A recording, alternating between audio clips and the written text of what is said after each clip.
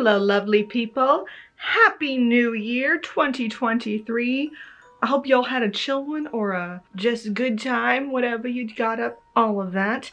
And I figured we'll kick off the new year with a lovely little video that talks about my year card, how to calculate yours. Talk about some of the things I accomplished last year and going into next year. Just a little bit cute little catch-up video. Grab a little cup of coffee. It'll be a little bit of time with this one, and let's get into it, shall we?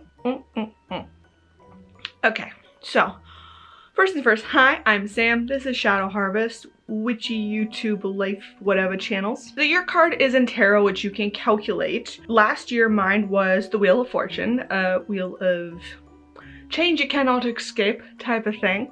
On this, there were some surface changes that like, oh yeah, that was drastic. But then there's other changes that were much more, this underneath thing that made me realize, oh, this is the actual direction I want my life to go in. These were the things that were holding me back before. Very in with my whole Saturn return nonsense, if you know what I mean. So basically, first thing you do is you add your month added together with the day you were born, and then you add separately the digits of the given year, this year. So 2023 is what we add together to get. And then we add those all together, and you just keep going until like you get a number that is contained within the tarot. So you want the it to be, if it's over 22, too high, keep adding the numbers together. See what I'm saying? Until you get your year number, which corresponds to a card within the tarot deck. So, mine is...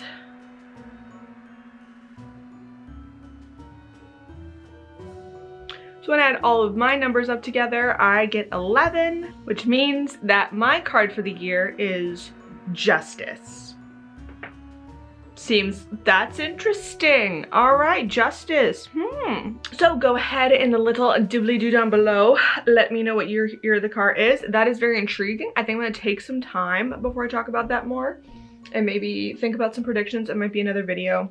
Now, to start off with 2023, other than calculating the cards and getting things kind of all set up and good to go, I really enjoy, first and foremost, looking back on what my accomplishments were in the previous year. So for 2022, the year that was the card of the Wheel of Fortune, these are some of mine, and I encourage you all to do this as well. Please, please, please list out your accomplishments, no matter how minor.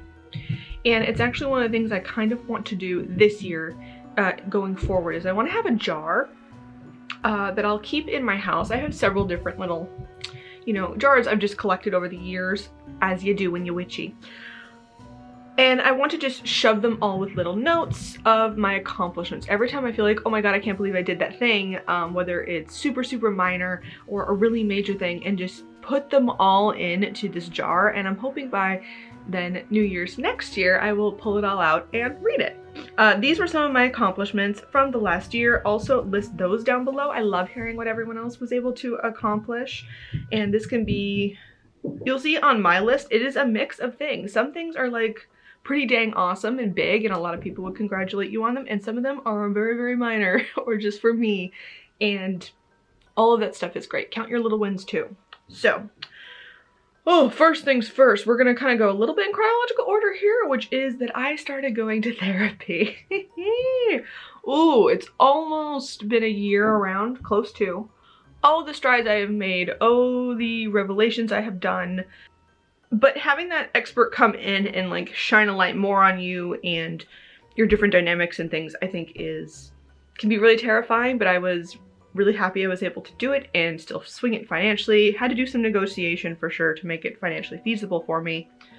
But it's been very, very useful overall. So that's a big one, and still continuing, still in it. The second one was I got a new job, which, I've complained about my previous workplace before on here in several different videos. It wasn't a great fit.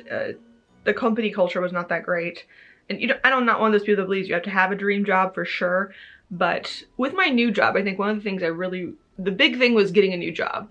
The thing that was like that little undercurrent thing that's actually really changing my trajectory was My new job is actually quite a bit more dull task-wise than my last job. Some people might look at it as overall a downgrade, even though I am making more money while doing it, from like a creative standpoint. Like, how was that more stimulating than what this was? But I come home every day now and I don't feel nearly as drained mentally or physically doing that job.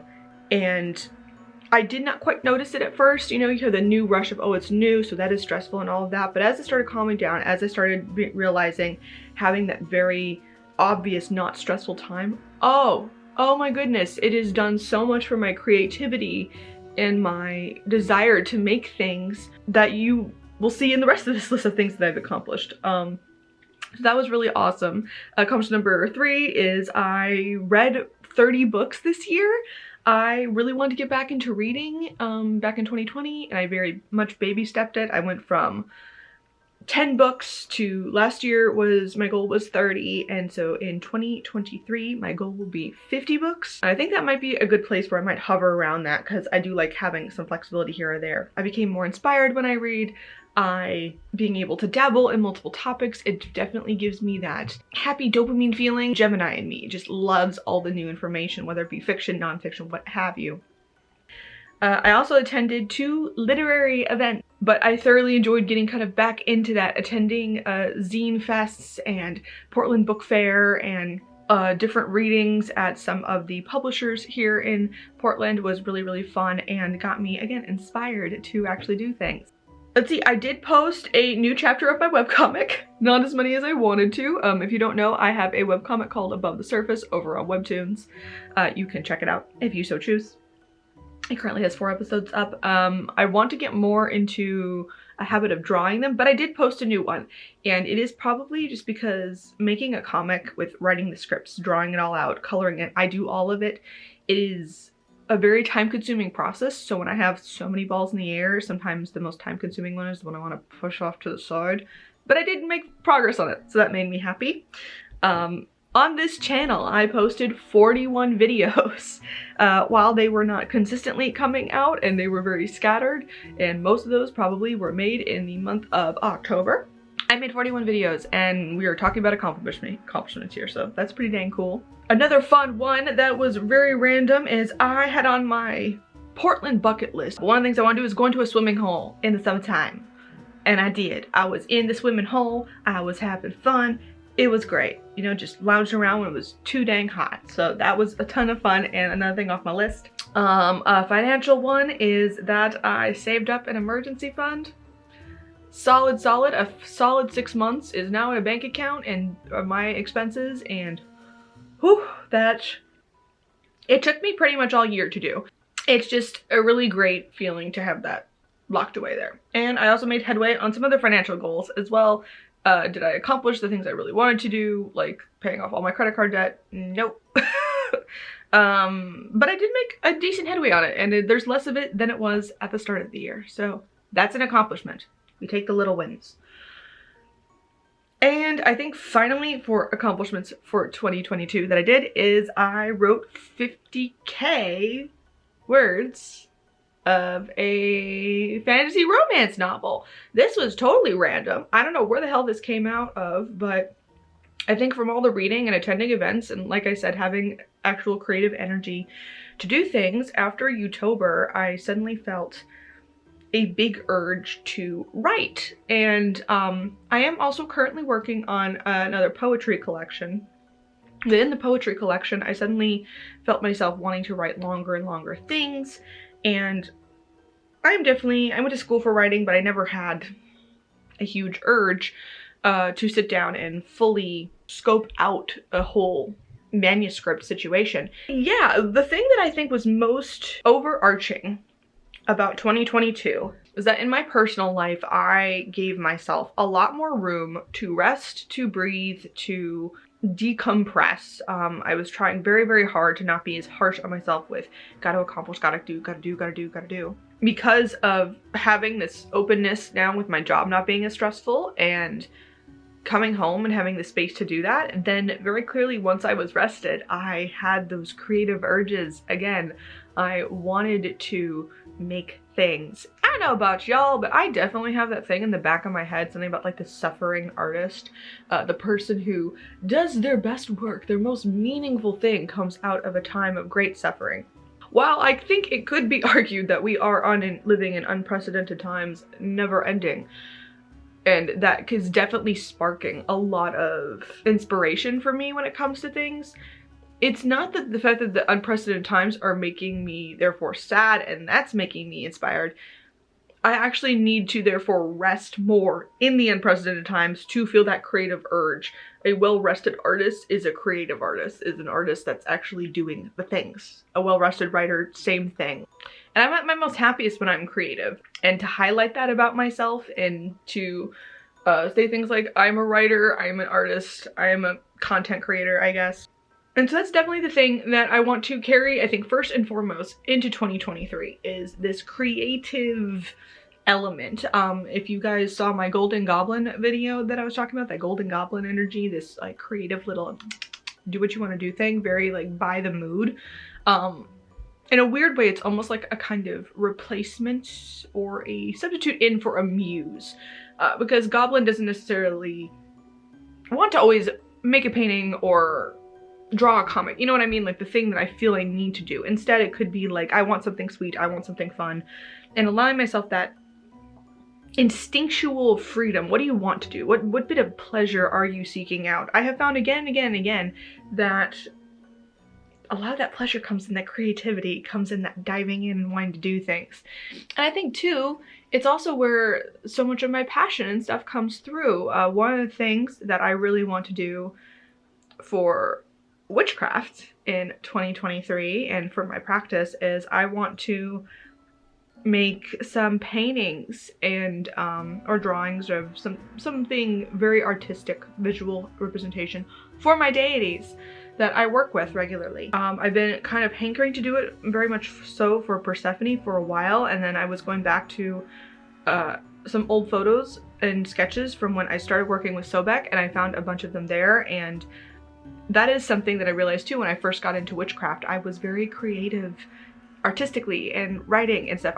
There was an expression and a clear tie for me from witchcraft and art. There is a strong thread there, and I want to amplify that even more and allow myself the freedom and the time to do that. So that is something I definitely want to focus on for 2023. I have mentioned in previous videos, and in another video I will go more in depth about it.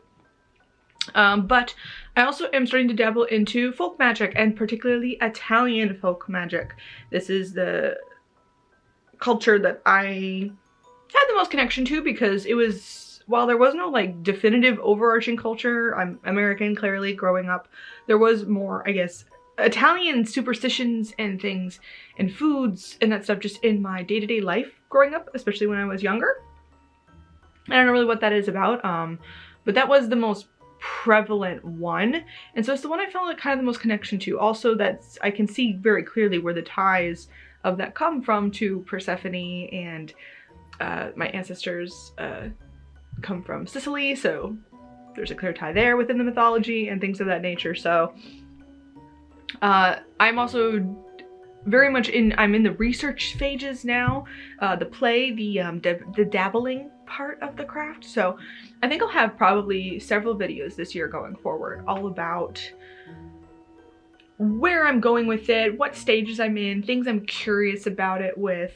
If you're a practitioner of other folk magics, would love to hear some of your tips and tricks for kind of starting out, I guess, and getting into the folk side of things. Again, I'll have a video kind of like what I'm starting to do now a little bit later, but that's another thing that I definitely want to do going into 2023. Oh, and then for this channel, one thing I'm happy about the amount of videos that I did last year. That was a decent amount, I think, but the stagnation in between them, as I'm sure many people here on this channel have been a little frustrated with, is my lack of consistency at times. So I think one of the things I really want to do is I want to do 3 videos a month for this channel. That gives me time and space to film them and also have time to go after other creative projects and have it not be a whole situation and me stressed out and whatever. Gives me time to pre-film, gives me a week off to like kind of suss out what I want to talk about for that month. And especially since I'm in a more researchy phase now, I think there might be some more in-depth videos that have a little more stuff to them as opposed to me just kind of like talking at you and having the fun discussions. Those of course will still be here as always with this channel. It's much more of an exploration, less of a teaching thing. It's like a weird witchy journal. That's what it is. And that's important for me to maintain. But yeah, so that's just kind of where I'm heading with this channel overall. And also then in the back of my mind, I always love to make goals and seek out things that I want to do in the next year that are much more task oriented, because things that you actually cannot control become difficult when you get to the end of the year and you realize, oh, I didn't accomplish those things. They were also entirely out of my control, but now you feel bad about yourself. It's a vicious cycle. It's not so fun. One of the things that I really love to see is I've been very shy of just 10K subscribers on this channel. So if I could actually hit 10K subscribers, that would be kind of fun and just like silly fun. This is definitely just a hobby of mine to do overall. It's a fun hobby to explore and talk about my craft here. So anyway, as I said earlier, list down your card of the year for 2023, your accomplishments for 2022, and what are the things you're looking to dabble in going forward, all of that fun stuff in the comments below. And I will see you guys next week because there will be a video. We're keeping to that one, yeah? Bye-bye.